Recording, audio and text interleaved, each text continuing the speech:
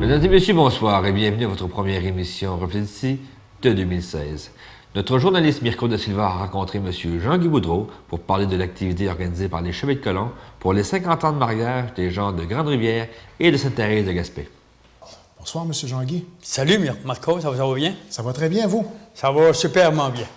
Alors, comme je le disais en introduction, on va parler un peu d'une activité quand même particulière qui est organisée depuis plusieurs années au sein des Chevaliers de Colomb 85-28 G.A. Martineau de Grande-Rivière et Sainte-Thérèse de Gaspé. Et je crois qu'à la base, c'est quelque chose qui a été initié par M. André Baudin, si je comprends bien. Oui, André Baudin, il y a une équipe, bien sûr. On n'est jamais seul lorsqu'on pratique l'unité des Chevaliers de Colomb. André, avec son équipe, avait décidé de regarder la possibilité de marquer d'une certaine façon les années de mariage. On parlait les premières années des 5 ans de mariage. Après ça, on parlait de 10 ans de mariage. On a fait ça pendant plusieurs années. Puis, à un moment donné, lorsqu'on est arrivé à 50 ans de mariage, bien, à ce moment-là, on a tout fait jusqu'à 50. Puis après ça, on a dit, on va peut-être souligner juste les 50 ans de mariage. Tous ceux qui ont 50 ans de mariage. Parce que vous savez, les Chevaliers de Colomb, dans leur enseignement, on enseigne strictement les 4 principes. Les 4 principes, tout le monde les connaît. On parle de l'unité, on parle de la fraternité, on parle de la charité, puis on parle aussi du patriotisme. Mais tout le monde sait un petit peu qu'est-ce que l'unité, puis qu'est-ce que la charité, puis l'amitié ou la fraternité. Mais le patriotisme, tout le monde a tendance à croire qu'on croit à un pays, on croit à un drapeau, on croit à... C'est vrai en quelque sorte, mais pour les Chevaliers de Colomb, le vrai patriotisme, c'est la famille. On croit beaucoup en la famille. Ben, vous savez que si on croit en la famille, à ce moment-là, le point culminant ou la plaque tournante d'une famille, c'est le couple. Puis lorsque un couple fait 50 ans de mariage ensemble, bien, on pense en tout cas que ça mérite d'être souligné. À partir de ce moment-là, ça ressemble en quoi en termes d'organisation, de célébration? J'ai été quand même assisté à quelques-unes dans les dernières années, mais de mémoire, pour ce qui est des dernières années, ça se faisait à la polyvalente de Grande-Rivière. Oui, ça se fait toujours à la polyvalente de Grande-Rivière. Bon, donc, depuis le début. On parle de combien d'années que ça a été mis en place? Ça fait depuis les 50 ans, c'est notre 5e année cette année. D'accord. Mais oui. Au niveau des 50, 10 ans...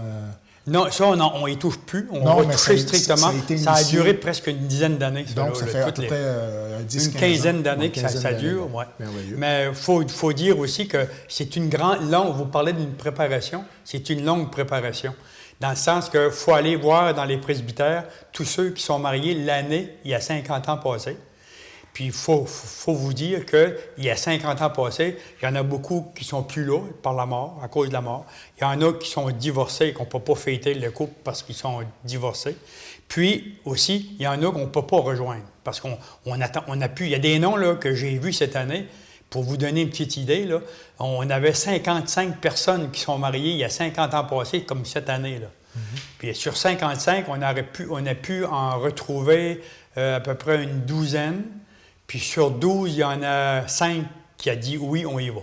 Il y en a qui refusent tout simplement d'y aller parce que pour des raisons personnelles, soit de la maladie ou des choses comme ça. Donc, on parle d'une démarche entièrement sous la responsabilité des chevaliers. Vous faites la recherche vous-même, vous prenez contact avec les personnes concernées et par la suite, ayant leur autorisation, vous organisez une soirée en leur honneur. C'est ça. En fait, lorsqu'on prend contact avec la personne, il faut dire que si on appelle, on le faisait au début, on appelle la personne, par exemple, pour dire « OK, on vous félicite, vous avez 50 ans de mariage cette année, on aimerait souligner ça. » Puis les premières années, on demandait au jubilé « Est-ce que vous pourriez organiser une table de votre famille pour venir fêter avec vous à la polyvalente? » Là, on mettait du monde dans l'embarras en faisant ça.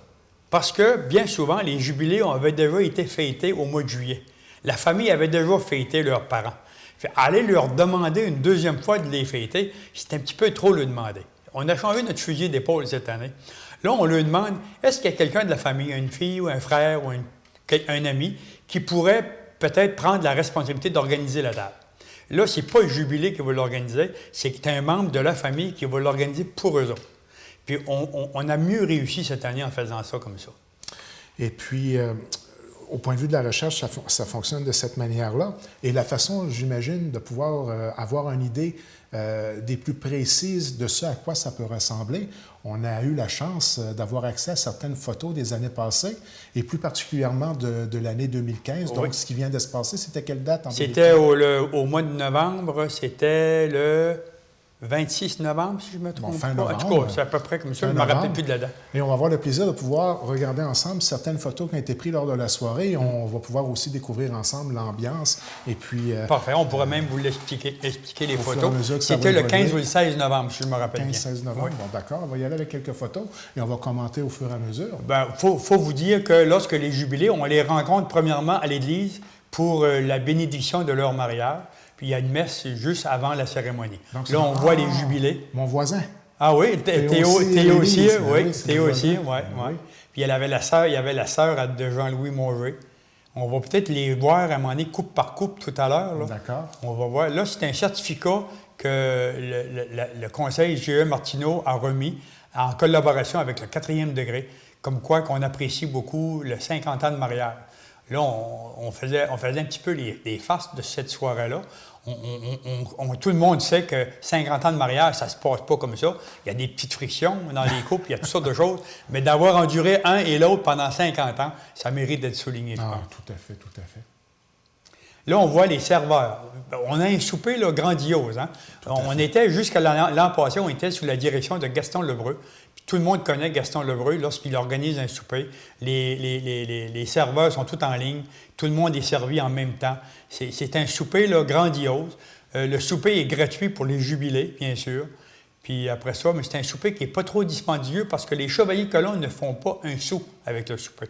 La seule chose qu'on voudrait, on voudrait tout simplement payer nos dépenses. C'est pas un souper pour rapporter rien aux chevaliers. C'est strictement pour souligner 50 ans de mariage. Et on le dit, il y a plusieurs chevaliers impliqués de façon bénévole dans l'organisation d'une telle activité. Là. On est une équipe d'à peu près 12 ou 13 personnes qui sont là. Je ne veux pas les nommer parce que j'ai peur d'en oublier. Oui. Une équipe formidable qui sont là depuis 15 ans presque. Puis, il y a pas des chevaliers qui viennent nous aider pour monter la salle, organiser les tables. On a toutes des nappes là, en coton sur les tables. On a même, cette année, abrié nos chaises pour les jubilés. Tout abrié les chaises en blanc. C'est vraiment un souper mémorable. On peut le dire, c'est une activité incontournable de façon annuelle là, depuis plusieurs années déjà. Absolument. C'est un rendez-vous annuel à ne pas manquer, non seulement pour le chevalier, mais pour la communauté en général. Je pense que c'est apprécié, en tout cas. Si on parle avec les jubilés qui ont participé depuis une couple d'années, tout le monde nous dit on ne pensait jamais que c'était comme ça. On ne pensait pas qu'on aurait été reçus de cette façon-là. En tout cas, c'est vraiment fraternel. Là. On essaye, cette soirée-là, de mettre en pratique les 4 principes. Au niveau de la charité, on est là pour eux autres. On est là pour leur famille.